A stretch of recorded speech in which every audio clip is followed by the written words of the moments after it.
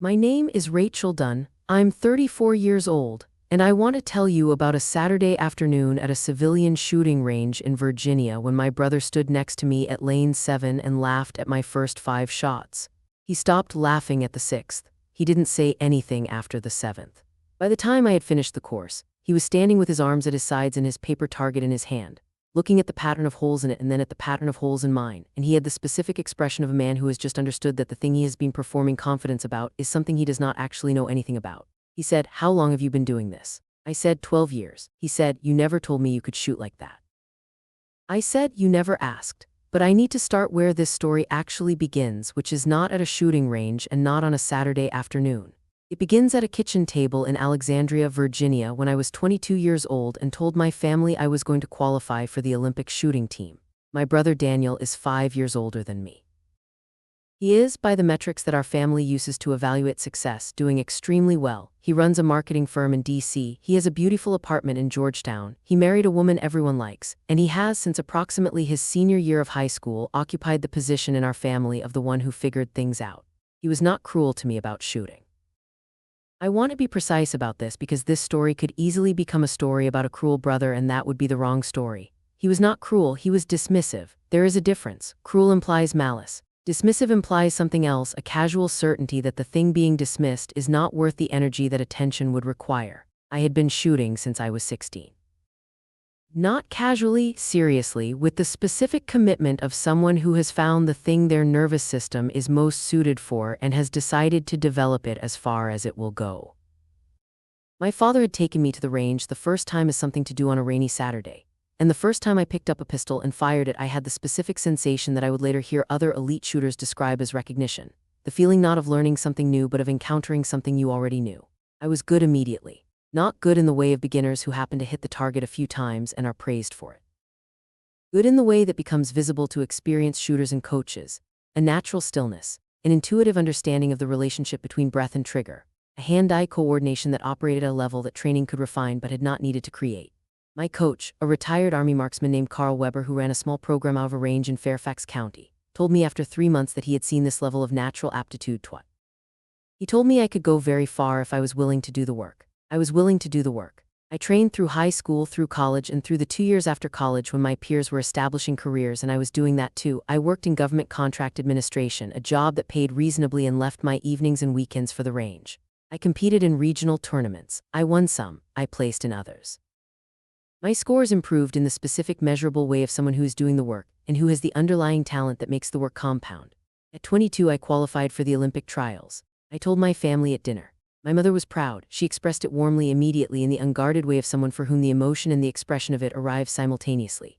My father asked practical questions about the trials, about what qualifying meant. Daniel said, "You're going to try to make the Olympic team." I said, "Yes, I'm going to the trials." He said, "For shooting?" I said, "Yes." He said, "Like with guns?" I said, "Pistol and rifle." "Yes." He said, "I didn't know you were that serious about it." I said, "I've been training for 6 years." He said, That was it, The single syllable that conveys the specific quality of someone who has received information that does not fit into their picture of someone and has decided to move on rather than revise the picture. I did not make the Olympic team that year. I am going to be honest about this because honesty requires it. I went to the trials and I shot well and my scores were competitive but not competitive enough for the team.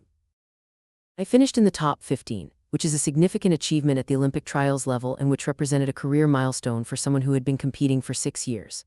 It was not a failure. It was a placement that told me exactly where I was and what the gap was between where I was and where the team required me to be. I went back to work. Not literally, I mean I went back to training. I identified the specific technical elements that the gap represented.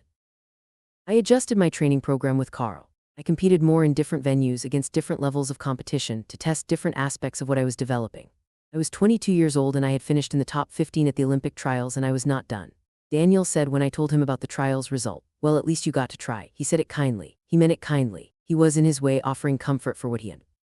He did not understand that it was not a disappointment in the way he imagined.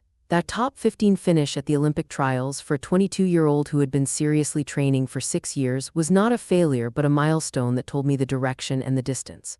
I said, "I'm going to try again in 4 years." He said, "Sure, why not, why not?" I spent the following 4 years, the way elite athletes spend the years between Olympic cycles, training, competing, refining, building the physical and technical foundation that the next cycle would require. I kept my job, which had become a career, and I trained in the hours outside it with the specific discipline of someone who has made a commitment and intends to honor it. I did not talk to Daniel much about shooting during those 4 years. Not because of the why nots. Because I understood, by the time I was 23, that the why not was not going to change.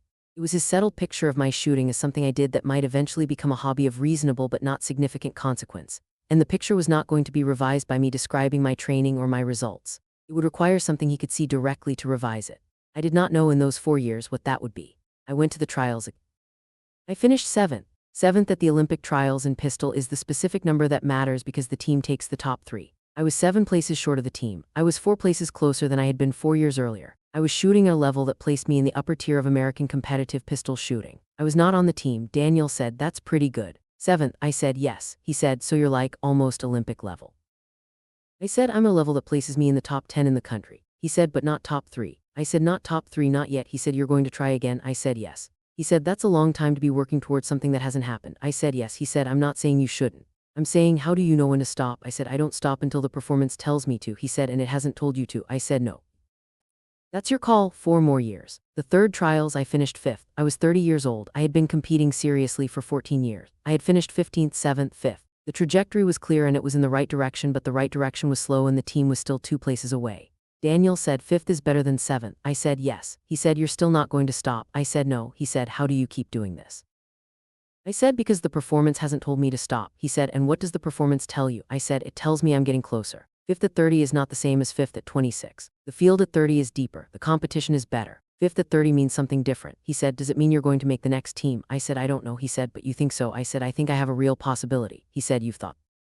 I said, "And I've gotten closer each time." He said, "Rachel?" I said, "Yes." He said, "I'm not trying to discourage you. I'm just asking, what does it look like if the 4th trials is the same as the other 3? I said, "I don't know. I'll deal with that if it happens." He said, "That's not a plan." I said, "No, it's not. Some things don't have plans." He did not understand that.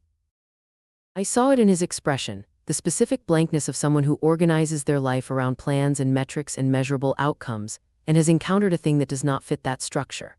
He was not dismissing me in that moment. He was genuinely confused by the absence of a contingency plan for the scenario in which 14 years of work did not produce the outcome I was working toward. I did not know how to explain to him that elite athletic pursuit doesn't work the way he was imagining, that you do not pursue it with a contingency plan for failure, because the contingency plan becomes the escape route, and the escape route undermines the commitment that the pursuit requires. You go until the performance tells you to stop or until you stop yourself. Those are the only 2 endings. I went back to training.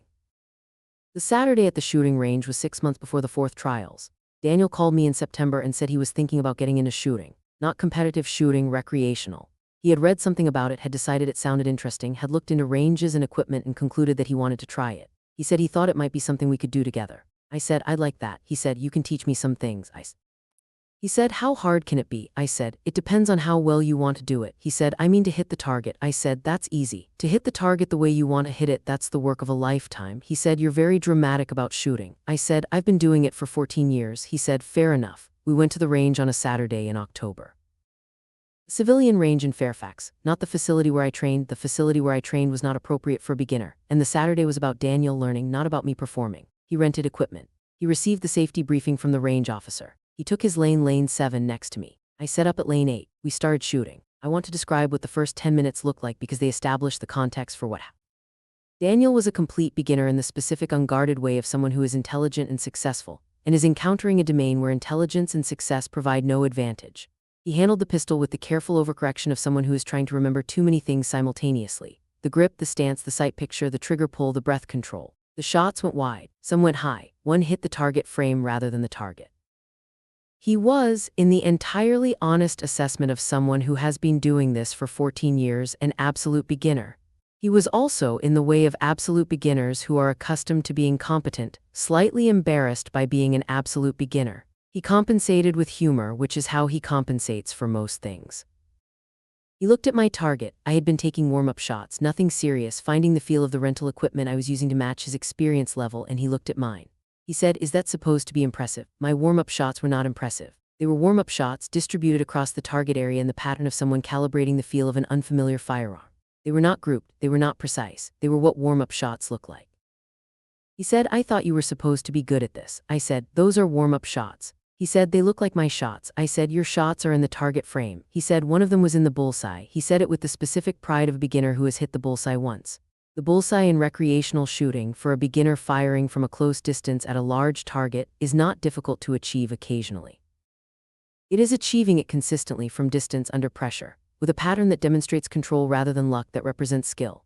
I said, that's great. Let's see you hit it again. He tried. He did not hit it again immediately. He kept trying with the cheerful persistence of someone who is having a good time regardless of outcome, and he laughed when shots went wide and made jokes about needing glasses, and was overall a pleasant person to be at the range with. And then after about 20 minutes of this, I stopped warming up. I asked the range officer to set my target at the distance I was preparing to compete at, not recreational distance, competition distance, the specific distance at which Olympic-level competition is conducted, which is considerably farther than the recreational distance we had been using. Daniel watched this. He said, what are you doing? I said, I'm going to shoot for a little while. He said, that's really far. I said, yes. He looked at his own target at the recreational distance with the holes that represented 20 minutes of beginner practice. He said, you can hit that from there. I said, I'm going to try. He said, I'll believe it when I see it. He laughed when he said it. Not cruelly, he genuinely did not believe it, and he was expressing that genuine disbelief in the way he expressed most things, with the light confidence of someone who considers his skepticism reasonable. It was not reasonable, but he did not know that yet. I stood at the line. I am going to describe what happens in my mind when I shoot at competition level, because I think the description matters to what the range saw that afternoon. There is a specific quality of attention that precision shooting requires that is different from ordinary focused attention. It is not the intense, straining quality of concentration. That kind of concentration is counterproductive, because it introduces tension into the systems that need to be relaxed in order to function correctly. It is something closer to the opposite, a widening rather than a narrowing, a quality of being fully present to everything happening simultaneously without emphasizing any single element. The breath, the grip, the sight picture, the relationship between the front sight, the rear sight, and the target, and the understanding of exactly what that relationship looks like at this distance with this ammunition with this specific firearm. The trigger, the specific weight of the pull on this particular weapon, the point at which resistance gives way, the timing of the break relative to the breath. The follow-through, the maintenance of the sight picture through the shot, not relaxing until the bullet has left the barrel and the recoil has completed its cycle. None of these things are thought about explicitly in competition shooting. Explicit thought is too slow and too noisy. They are felt the way a musician feels the relationship between the note and the bow without thinking about the physics of sound production. I had been training this feeling for 14 years. I raised the pistol. I found the sight picture. I breathed. I broke the trigger. The first shot went where I intended it to go. I did not look at the target. I did not need to. I knew where the shot had gone the same way I know where a sentence has ended before I look at the period. The feedback is immediate and internal and does not require visual confirmation. I shot again, and again, and again, and again, and again. 6 shots in the time it takes to describe 6 shots. The specific rhythm of someone who has done this so many times that the act has become as natural as breathing, which is appropriate, because breathing is the mechanism that makes. I lowered the pistol. I looked at the target. The 6 shots were grouped in a pattern that I would not have been satisfied with in training. The group was not tight enough. There was more spread than the competition standard I was working toward. I made a mental note about the front sight height and the trigger weight and what adjustments the pattern was telling me to make. I did not hear Daniel for a moment. Then I heard him. He was not laughing. He was not saying anything. I turned. He was standing at lane 7 with his own pistol at his side and his paper target in his hand. He had the target in his hand because he had pulled it forward at some point to look at it, and he was holding it in the specific way of someone who is comparing 2 things and processing what the comparison means. His target, my target. His expression was the expression I described at the beginning of this story. The specific look of a man who has just understood that the thing he has been performing confidence about is something he does not actually know anything about. He said, how long have you been doing this? I said, 12 years of serious training, 14 total. He said, you never told me you could shoot like that. I said, you never asked. He said, I asked about the trials. I said, you asked how I could keep doing it when it hadn't worked out.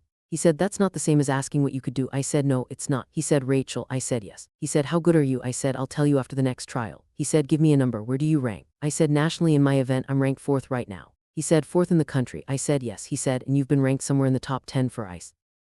He said, 8 years. I said, yes. He said, and I've been saying why not and at least you got to try. I said, yes. He said, well, you were top 10 in the country. I said, yes. He was quiet for a long time. He looked at the target again, then at mine. He said, that group, your 6 shots. What's wrong with it? I said, the spread is wider than I want. The upper left shot is slightly outside the pattern. I need to check the sight height and the trigger. He said, you can see all of that from 6 shots. I said, yes. He said, how long did it take you to learn to read a target that well? I said, about 8 years. He said, 8 years to learn to read it, 6 years before that to get to the point where the reading was meaningful. I said, approximately. He said, 14 years. I said, yes. He said, why not? I said, yes. He said, at least you got to try. I said, yes. He said, and you were top 10 in the country for 8 years while I was saying those things. I said, yes. He put his target down on the lane shelf. He said, I owe you an apology. I said, for what specifically? He said, for not asking, for the why not, for the at least you got to try, for the how do you keep doing this when it hasn't worked out. He said, for treating something you're world class at as though it were a hobby that hadn't quite panned out. I said, I wouldn't say world class. He said, you're in the top 10 in the country, in a country that goes to the Olympics. What would you call it? I said, competitive. He said, Rachel. I said, yes. He said, you're the most competitive shooter I've ever stood next to at a range. I have now stood next to exactly one competitive shooter at a range, but I'm confident the assessment would hold. He said that with the particular wry quality of someone who has found the precise angle of humor that acknowledges an error without becoming maudlin about it. I laughed, he laughed. Then he said, I want to understand what I've been missing. I said, what do you want to understand? He said, the training, what it looks like, what the trials are, what the gaps between where you are and where the team is. What closing that gap looks like. I said, that's a long conversation. He said, I have time.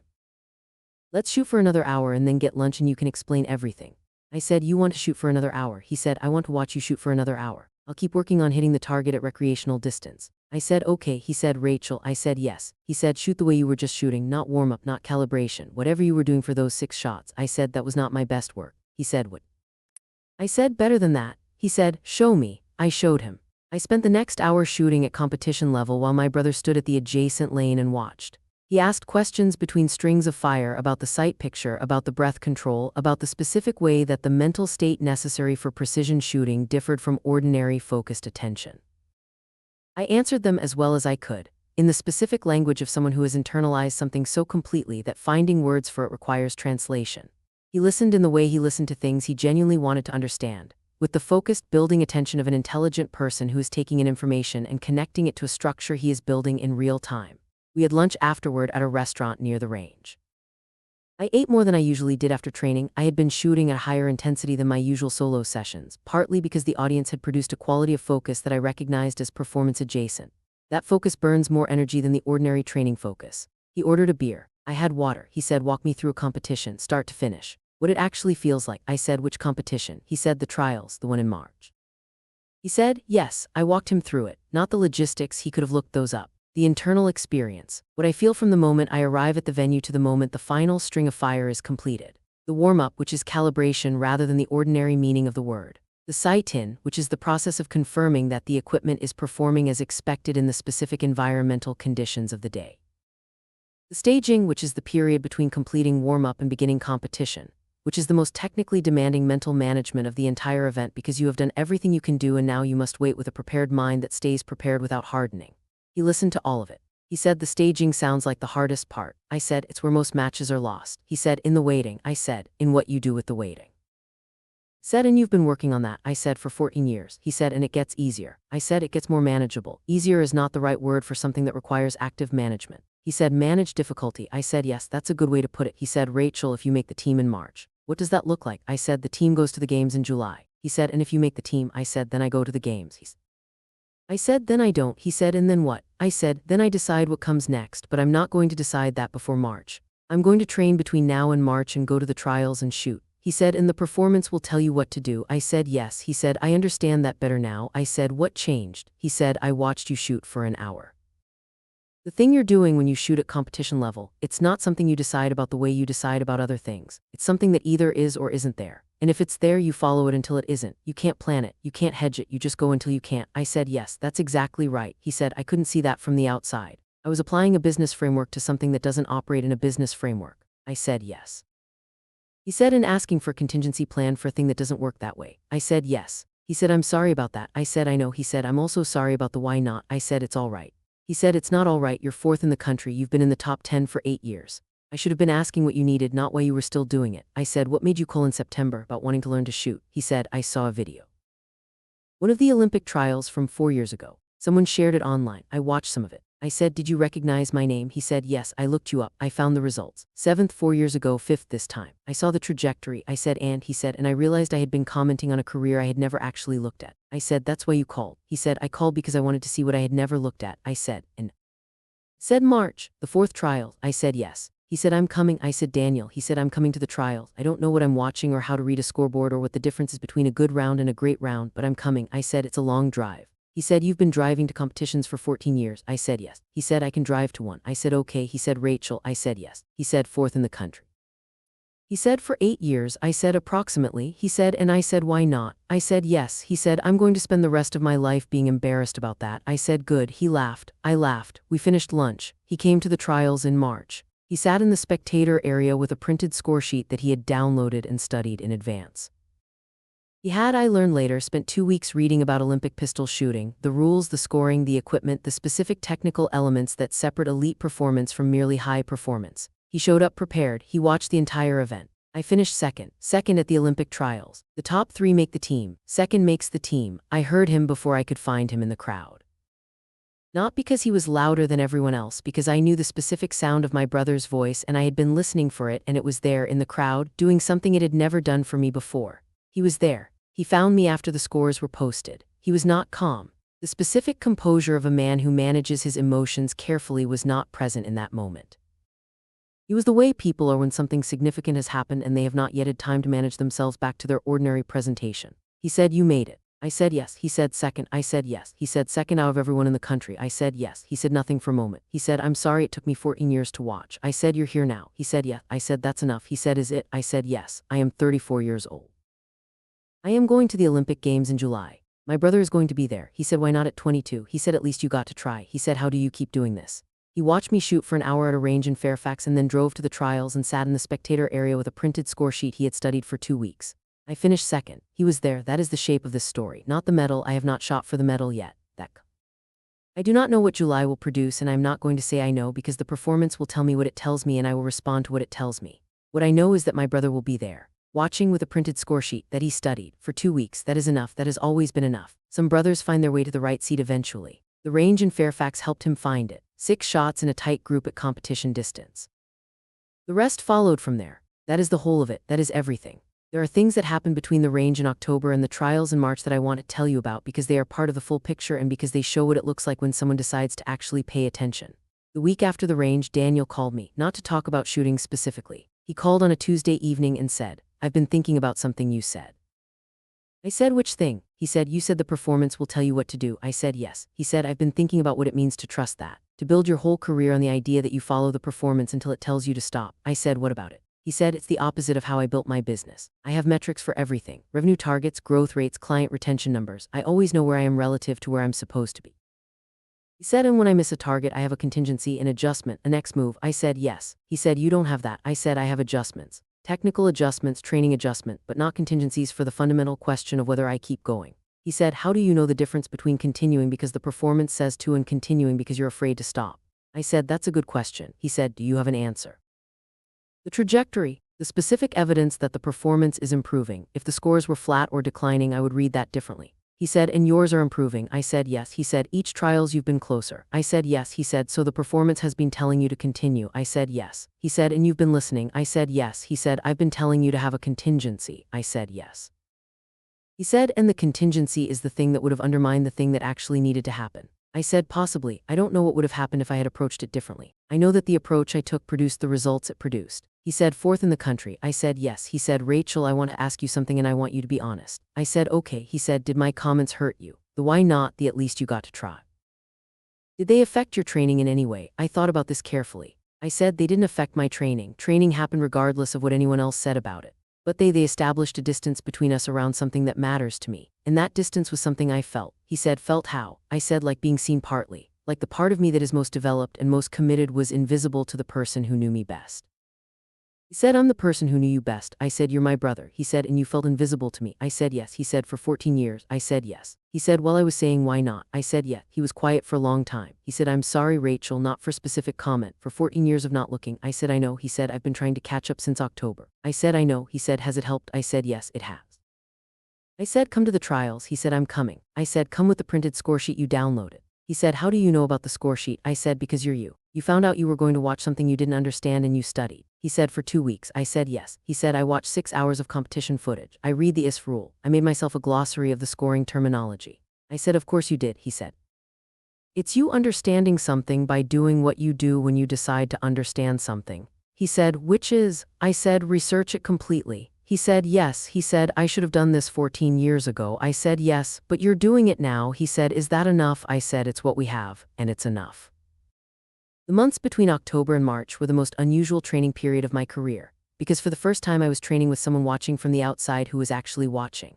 Not literally watching. Daniel was in DC and I was in Virginia and we did not train together, but watching in the sense of asking. He called once a week. He asked about the training, not the general shape of it, but the specific content, what I was working on. What the technical problem of the moment was, what Carl was saying, I answered honestly, not because I was managing his understanding or giving him the version that sounded best, because he was asking real questions and the real questions deserved real answers. He came to 2 of my training sessions. He sat in the gallery with his notepad and watched. He asked questions afterward. Not the beginner questions of October, they were more sophisticated, informed by the 6 hours of footage and the ISF rules and the glossary he had made. He was building a picture of what I was doing in the specific way of an intelligent person who has decided to understand something and is bringing real resources to the project. It was unexpectedly useful, not because of anything he said. Because being watched by someone who was genuinely paying attention produced a quality in my training that was adjacent to competition focus, the performance-adjacent intensity that the range in October had produced. I mentioned this to Carl. He said, some shooters train better with an audience. I said, I didn't know I was one of them. He said, you didn't have an audience that was paying attention before. I said, no. He said, who is this brother? I said, he runs a market. He said, and he's watching 6 hours of competition footage. I said, yes. He said, tell him to come back. He came back 3 more times before the trials. By the 3rd time, he was asking questions that required Carl to think before answering. Not because they were trick questions, because they were genuinely sophisticated questions about the relationship between mental state and physical performance in precision sports, the kind of questions that come from someone who has read seriously in a subject and is now testing the edges of what the reading produced. Carl said to me after the 3rd session, your brother should have been paying attention 12 years ago. I said, I know. He said, better late. I said, considerably.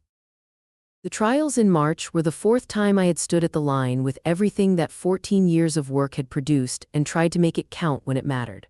The first 3 times I had done this alone in the sense that matters, without anyone in the spectator area who was genuinely watching.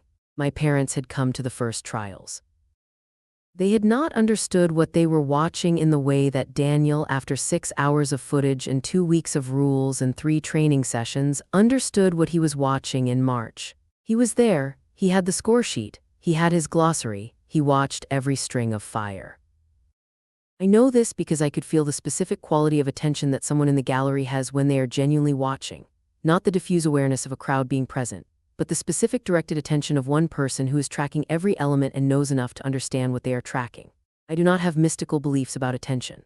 I do not think Daniel's watching caused me to shoot better in any causal sense.